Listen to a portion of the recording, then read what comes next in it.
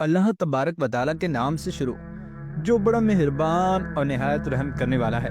नाज़रीन मोहतरम, कुरान मजीद में अल्लाह तबारक व तआला ने जा बजा जन्नत की तफसील बताते हुए पानी के चश्मों, दूध, शहद और शराब की नहरों, फलों, बागात, घने सायों, ठंडी छांव, परिंदों के गोश्त, नादर और कीमती मसनदों और हुरो कसूर का जिक्र फरमाया है। दुनियावी एतबार से ये सारी चीज़ें ऐशो इशरत का नुक्ता उरूज समझी जाती हैं। इस लिहाज से बाज़ मुल्हिद, बेदीन अदबा, शुअरा वगैरह ने जन्नत का नक्शा इंतहाई शौकियाना अंदाज में पेश करने की कोशिश की है।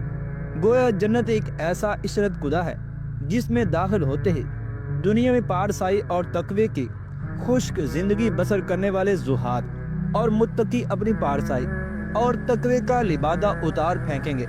हर सू जाम और सबू की महफिलें सजी होंगी, शादियानों और जंगो रुबात की सदाएं बुलंद हो रही होंगी, हूरों के हुजूम जा बजा अहले जन्नत के दिल बहरा रहे होंगे, मुजरे खाने हुजूम के आशिकों से खचाखच भरे होंगे और मैं कदे मैं कशों और साकियों के दम कदम से आबाद होंगे। क्या जन्नत वाकई ऐसा इशरत खुदा है? आइए जन्नत बनाने वाले और जन्नत की खबर लाने वाले ही से पूछते हैं कि जन्नत कैसी है। अल्लाह तबारक व तआला कुरान मजीद में इरशाद फरमाता है कि जन्नती लोग जन्नत में दाखिल होंगे तो उनका इस्तिकबाल करने वाले फरिश्ते सलामुन अलैकुम, अस्सलामु अलैकुम कहकर उनका इस्तिकबाल करेंगे। तिब तुम बहुत अच्छे रहे कहकर इन्हें मुबारकबाद देंगे, जिस पर जन्नती लोग अल्हम्दुलिल्लाह कहकर अल्लाह तबारक व तआला का शुक्र अदा करेंगे। अहले जन्नत हर सांस के साथ अल्लाह तबारक व तआला की तस्बीह सुबहान अल्लाह कहना और तहमीद कहते रहेंगे। जब एक दूसरे से मिलेंगे तो अस्सलामु अलैकुम कहेंगे। बाहमी गुफ्तगू के खात्मे पर अल्हम्दुलिल्लाहि रब्बिल आलमीन के पाक कलिमात कहकर एक दूसरे से जुदा होंगे। जन्नती लोग फजूल, बेहुदा, फहुश, झूठी और लग बातें न करेंगे और न सुनेंगे। जन्नत की हूरें अहले जन्नत के लिए यकीनन सामान्य लज्जत मुहैया करेंगे, लेकिन ये हूरें आवारा, बेपर्दा और बेहया नहीं होंगी और न ही गैर महरमों से आंखें मिलाने या लड़ाने वाली होंगी, बल्कि इंतहाई शर्मो हया की मालिक, नेक सीरत, बपर्दा होंगी, जिन्हें इससे पहले किसी इंसान ने छुआ है और न ही किसी जिन ने। सिर्फ अपने शौहरों से प्यार करने वाली होंगी। कुरान मजीद की मज़कूरा तालीमात को सामने रखते हुए ये अंदाज़ा लगाना मुश्किल नहीं कि जन्नत बिलाशुबा ऐशो इशरत की जगह है, लेकिन इस ऐशो इशरत का तस्वुर तकवा, नेकी, परहेजगारी, पाकीज़गी के इस मेयार के साथ वाबस्ता है जिसका मुतालबा अल्लाह तबारक व तआला ने इबादुर रहमान से इस दुनिया में किया था, जिसे वो अपनी तमाम तर मेहनत और रियाजत के बावजूद हासिल न कर पाए।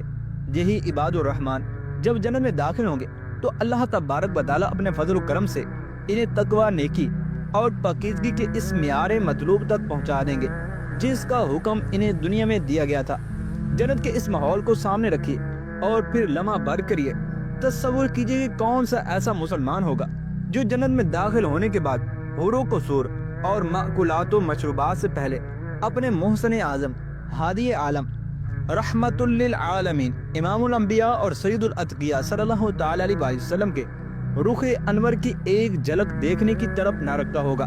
यकीनन अरबों नहीं खरबों नफूसे कुदसिया, जिसमें अंबिया, सुलहा, शुहदा, अबरार, अखयार, उलमा और फुकहा तक सभी शामिल होंगे।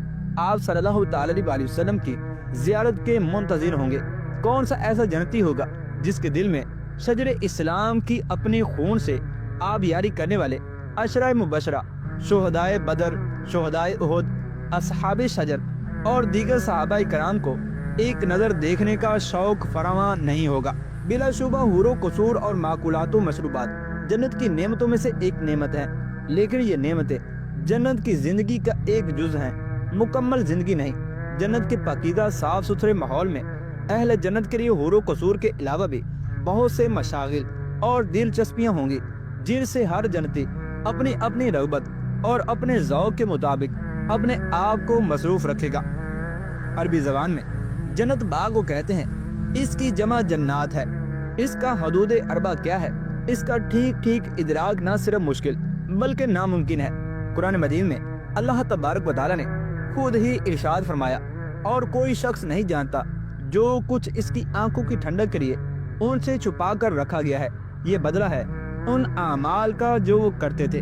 چنانچہ رسول اللہ صلی اللہ تعالیٰ علیہ وسلم نے جنت میں داخل ہونے والے آخری آدمی کے بارے میں یہ بات ارشاد فرمائی کہ جب اسے اللہ تبارک و تعالیٰ کی طرف سے جنت میں داخل ہونے کی اجازت ملے گی تو وہ عرض کرے گا، یا اللہ اب تو ساری جگہ پر ہو چکی ہے، میرے لیے کیا بچا ہوگا؟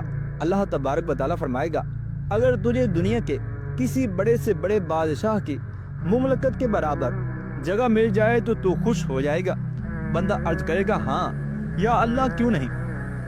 اللہ تبارک و تعالیٰ ارشاد فرمائے گا، جاؤ جنت میں تمہارے لیے دنیا کی بڑی سے بڑی مملکت کے برابر اور اس سے 10 گنا مزید جگہ بھی ہے۔ چنانچہ جنت میں داخل ہونے والے آخری آدمی کو اتنی جگہ عطا فرمانے کے باوجود جنت میں اتنی زیادہ جگہ بچ جائے گی کہ اسے پر کرنے کے لیے اللہ تبارک و تعالیٰ ایک دوسری مخلوق کو پیدا فرمائے گا۔ جنت کے درجات کا ذکر کرتے ہوئے رسول اللہ صلی اللہ تعالیٰ علیہ وسلم نے ارشاد فرمایا کہ اس کے 100 درجے ہیں اور ہر درجے کے درمیان زمین و آسمان کے برابر فاصلہ ہے۔ اور جنت کے سایہ دار درختوں کا ذکر کرتے ہوئے رسول اللہ صلی اللہ تعالیٰ علیہ وسلم نے ارشاد فرمایا کہ ایک درخت کا سایہ اتنا طویل ہوگا کہ گھوڑ سوار 100 سال تک اس کے سائے میں سفر کرے تب بھی سایہ ختم نہ ہوگا۔ اور سورہ دہر کی آیت نمبر 20 میں اللہ تبارک و تعالیٰ نے خود یہ بات ارشاد فرمائی کہ جنت میں تم جدھر بھی نگاہ ڈالو گے نعمتیں ہی نعمتیں اور ایک بڑی سلطنت کا سر و سامان تمہیں نظر آئے گا، اور اہل جنت کے چہرے روشن ہوں گے، آنکھیں قدرتی طور پر سرمنگی ہوں گی، سر کے بالوں کے علاوہ سارے جسم پر کہیں بال نہیں ہوں گے، حتیٰ کہ داڑھی اور مونچھ کے بال بھی نہیں ہوں گے، عمریں 30 اور 33 سال کے درمیان ہوں گی، قد کم و بیش 90 فٹ کے برابر ہوگا۔ اہل جنت ہر قسم کی غلاظت سے پاک اور صاف ہوں گے، حتیٰ کہ تھوک اور ناک تک کی ریڑھ سے بھی پاک ہوں گے۔ پسینہ آئے گا لیکن اس سے مشک کی خوشبو آئے گی۔ اہل جنت ہمیشہ صحت مند رہیں گے، نہ بیمار ہوں گے اور نہ بڑھاپا ان کو آئے گا اور نہ ہی موت۔ جنتی خواتین کی صفات کا قرآن مجید میں بار بار ذکر کیا گیا ہے، وہ یہ کہ جنتی عورتیں انتہائی باحیا اور شرمیلی ہوں گی، نگاہیں نیچی رکھنے والی ہوں گی، حسن و جمال میں لؤلؤ اور مرجان جیسے موتیوں سے بڑھ کر حسین و جمیل ہوں گی۔ ارشاد نبوی صلی اللہ تعالیٰ علیہ وسلم ہے کہ جنت کی عورت اگر لمحہ بھر کے لیے دنیا میں جھانک لے تو اس کا چہرہ مغرب و مشرق کے درمیان ہر چیز کو روشن کر دے گا، اور مشرق و مغرب کے درمیان ساری فضا کو خوشبو سے معطر کر دے گا۔ اور جنت میں کوئی بھی شخص بن بیاہا نہیں ہوگا، ہر آدمی کی 2 بیویاں ہوں گی، یہ دونوں بیویاں بنت آدم علیہ السلام سے ہوں گی۔ دنیا کی ان عورتوں کو اللہ تبارک و تعالیٰ جنت میں داخل ہونے سے پہلے دوبارہ پیدا فرمائے گا اور اسی حسن و جمال سے نوازے گا جو جنت میں پیدا ہونے والی عورتوں یعنی حوروں کا ہوگا۔ ان عورتوں کو نئی پیدائش کے بعد کسی انسان نے یا جن نے نہیں چھوا ہوگا۔ یہ عورتیں اپنے شوہر کی ہم عمر ہوں گی، با حیا، شرمیلی، با پردہ، نرم و نازک، اور اپنے شوہروں سے ٹوٹ کر پیار کرنے والی ہوں گی۔ جنتی لوگ اپنے اپنے محلات کے اندر اپنی بیویوں کے ہمراہ گھنے اور ٹھنڈے سایوں میں بہتی نہروں کے کنارے سونے، چاندی اور موتیوں سے آراستہ مسندیں جمائے خوش گپیاں کریں گے۔ کھانے پینے کے لیے خواتین کو زحمت نہیں کرنا پڑے گی، بلکہ جو کچھ وہ چاہیں گی موتیوں کی طرح خوبصورت اور چاقو چوبند خدام فوراً حاضر کر دیں گے۔ ایک ہی خاندان کے قریبی اعزا مثلاً والدین، دادا دادی، نانا نانی، بیٹا بیٹی یا پوتی وغیرہ اگر درجات کے اعتبار سے ایک دوسرے سے فاصلے پر ہوں گے تو اللہ تبارک و تعالیٰ اپنے فضل و کرم سے کم درجے والوں کا درجہ بڑھا کر سب کو آپس کے اندر ملا دے گا۔ اللہ تبارک و تعالیٰ سے دعا ہے کہ اللہ تبارک و تعالیٰ ہمیں بھی جنت کے اندر بلا حساب و کتاب داخل ہونے کی توفیق عطا فرمائے۔ آمین یا رب العالمین۔